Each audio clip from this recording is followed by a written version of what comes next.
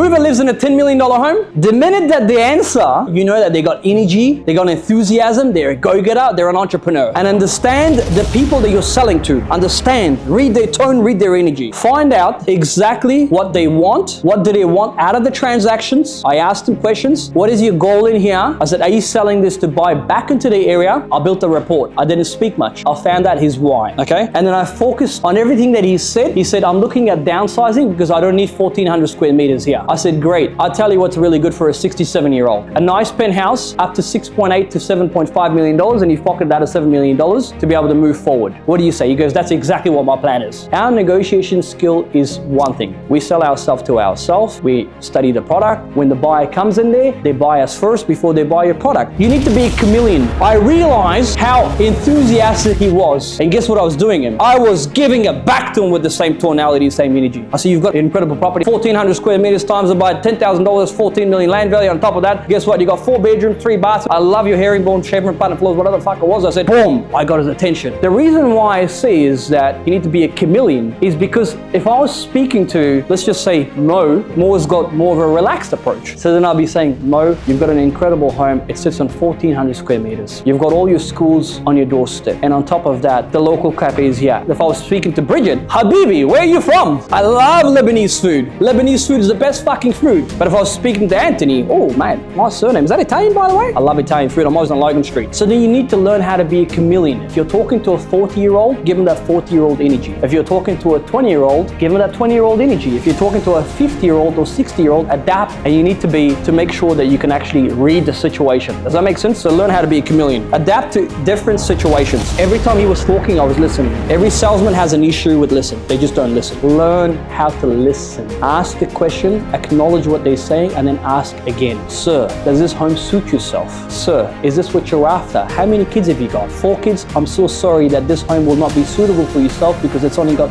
3 bedrooms. I think you should be looking for a property that has 4 bedrooms plus a study so then you can have your own office. What do you think? Listen to their needs. Stop talking. Let them have a tour of the home. Stand at the front of the door and give them that energy, that spark. If you're at a open for inspection, what you need to do is instead of talking, oh, it's a beautiful day today, isn't it? Is this the rest of your family? Just to let you know, the existing home has 4 bedrooms, 3 bathrooms. There's a living area out downstairs. Go downstairs with the missus at the bar, and on top of that, the kids can have their own privacy. Go out there inside and let me know if you have any questions. Be excited about it because they're buying you the minute they walk into your open for inspection. Learn how to listen. Sometimes I always tell these people, there's a reason why we have 2 ears and 1 mouth. We should listen twice and speak once. One thing you'll notice with my approaches when I'm talking, what am I? Confident?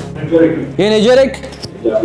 Adaptable? Passionate, enthusiastic and passionate. I'm passionate about properties. I'm passionate about their home. So then what they do is they can sense how passionate I am. I love your home, sir. I love these high ceilings. I love your kitchen. Who's a better cook, you or your husband? I love the tennis court that you have in the backyard. Do you know how to play tennis? Well, if I had a tennis court, guess what I would do? I'll play soccer in it. Because if you got the tennis court, that means I can ride my dirt bikes in it. And this home offers you that. So be passionate about what you're selling. It's the enthusiasm that comes with passion that comes deep in from your heart that will get people captivated and get them over the line. So be passionate about it. Sir, the property view that I'm about to do for your property is, what I'm going to do is I'm going to stand on the yacht. You don't mind if I use a G-Wagon, because somebody that has an $8 million home, most likely they have a G-Wagon, they would want to buy a yacht, and guess what? They got high ceilings so their kids could jump in the pool. And this is what your home offers. Be passionate. Every single transaction that I do, you need to learn how to stay calm. Stay calm when you're under pressure. The buyer comes in, says, oh, the living area is too small. Oh, sorry, it needs renovation. And you know that the house has been fully furnished. You know it's on a main road. Oh, it doesn't have 5 bedrooms. You saw it has 3 bedrooms, so why'd you pop in then? Common sense isn't very common. So what my response in these situations always is saying, no problems at all. Let me find you the right property. What did you like about this property? What didn't you like about it? And majority of the time, what they do is they just want to criticize the property. So then you need to learn how to protect your vendor, because you're selling a property for your vendor, or you're representing your vendor. So then what you need to do is negotiate on behalf of the vendor. Sir, if you really don't like the way that I'm selling, you should hire yourself a buyer's advocate. I'm representing my vendors. I'm getting paid by the sellers, not yourself. But the day that you decide to sell, appoint me. Always sell a house off me, but don't buy off me. So just sell it in, because one day those buyers will turn into a seller anyways. And because of the way that you've actually been passionate about it, you've listened to their needs, you've actually explained why they should buy that home, and then you get them over the line.